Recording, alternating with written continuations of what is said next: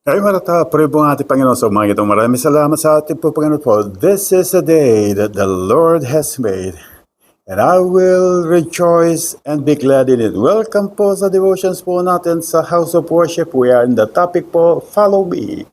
Number 54 na po tayo.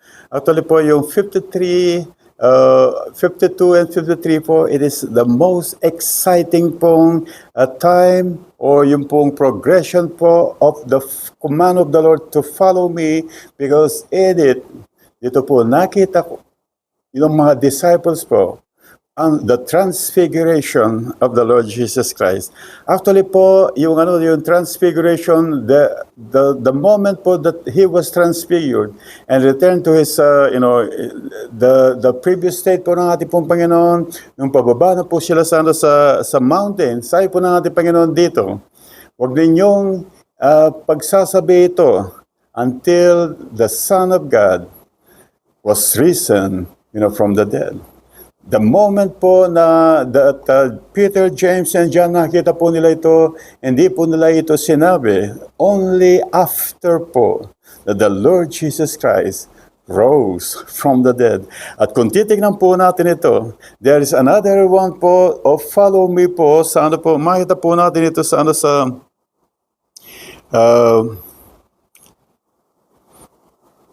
Luke chapter 14, and it is referred again po sa mga multitude po at sa mga disciples po. God, the Lord Jesus Christ, is giving chance po sa mga multitude po that they did not experience the glory of the Lord's transfiguration. And I think po, it is referred also to each and everyone po.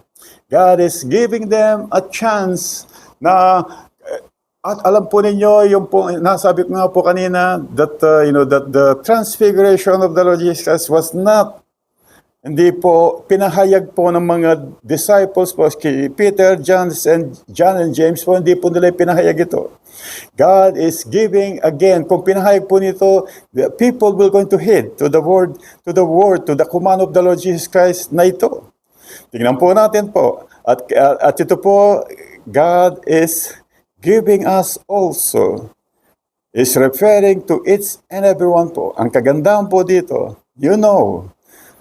that the transfiguration of the Lord Jesus Christ refers to the coming of the Lord. Babasahin ko po at ito pong time pong ito, the progression po, it is the third year. The third year po that the Lord Jesus Christ will going to command His disciples, the multitude po, about following Him. Tingnan po natin ano po. Ito po yung sa John o Luke chapter 14, verses 27 to 35 po. Babasahin ko lang po ito hanggang sa verse 25 to 27 and 35 po. Sabi po ng ating Panginoon, and there went great multitude with him. Meron pong sumusunod naman po sa kanya. So many people are coming, following the Lord Jesus Christ. And each and everyone po, they have a need.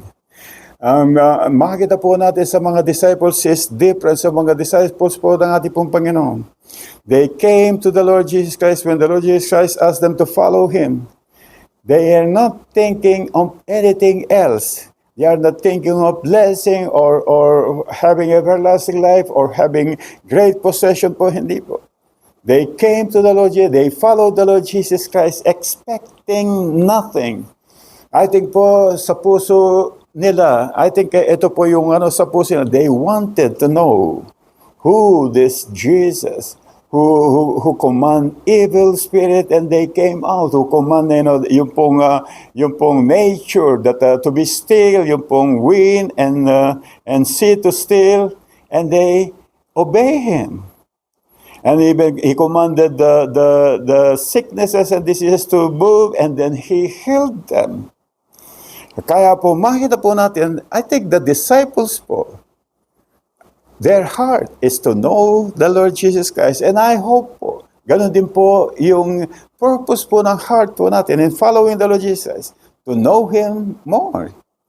Titignan po natin sa 27 po, o 25 po, and there went great multitudes with Him, and He turned and said unto them, If any man come to me and hate not his father and mother and wife and children and brethren and sisters, yea, and his own life also, he cannot be my disciples. At sinamarize po ito ng ating pong Panginoon sa 35.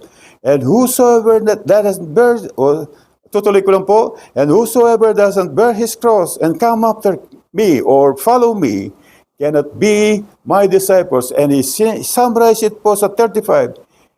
It is neither fit for the land, nor yet for the dunghill, but man, tignan ko po itong munang ito. Okay, sabi po ng ating Panginoon, in summary po niyo, if anyone will not deny everything, will not going to leave all, cannot be my disciples. Yun po yung verse 35 po. You needed to deny all. Your brothers, your sister, yourself also. You needed to deny all, and only then that you can follow me. Ngayon po, meron pong parable po ang sinabi po ng ating Panginoon dito after na sinabi po niya ito, that if someone wanted to build a tower po, he needed to sit back and check if he has all the money para i-build po itong tower nito. If he started the foundation and he was not able, people will going to mock him. So the same thing with us. In following the Lord Jesus Christ po, ang sabi po ng ating Panginoon, we needed to leave all. We needed to leave all to follow the Lord Jesus Christ. Ang kagandahan po dito, we know the Lord Jesus Christ, who He is, sa mga pag-aral po natin, is the good shepherd. Is the one who leaded us to still waters, to green pastures. Is the one who protect us, and is the one sa ating pong pagtulog. Siya pa rin po ang nagpo-protect sa atin. Siya pa rin po nagbibigay kalakasan sa atin sa ating pong pagtulog kung paano po yung good shepherd po o yung shepherd po that He'll going to tend for the sheep for the whole day po. He'll going to lead them to pastures. He'll going to lead them to waters. He'll going to protect them because the very presence po of the shepherd will going to protect the sheep po. Ngayon po, even sa kanila pong when night comes, the shepherd will going to lead them to the sheepfold po. And then after leading them to the sheepfold, he'll going to be there on the door. And then he'll not going to let anyone from the ship to come out, or he'll not going to let any wolves to come in. He'll going to protect them even po sa kanilang mga pagtulog. At sabi po ng ating Panginoon sa bawat isa sa atin, He is our good shepherd. Apart from the Lord Jesus Christ, we can do nothing. Apart from the Lord Jesus Christ po, we're going to perish. Ito po yung kagandahan po, we needed to weigh in the Lord Jesus Christ po. Everything is life and provision and protection po, and mercy and goodness po sa ating pong Panginoon. If we're going to take ourselves po, we're going to do our own will, we're going to perish. If we're going to please other people, we're going to perish. But if we're going to please the King of Kings, Lord of Lords, it's life. Ang sabi po ng ating Panginoon, it is life abundantly. And sabi po ng, I have come to give them life and to have it more abundantly. At maraming po salamat sa ating pong Panginoon sa araw po ito, sa lahat po yung mga nasa live streaming. Sa lahat pa po na makakapanood po ng live streaming ito, pagpalain po kayo ng ating Panginoon sa araw po ito. At sa mga susunod po pong mga araw. And glory to God po. Glory to God.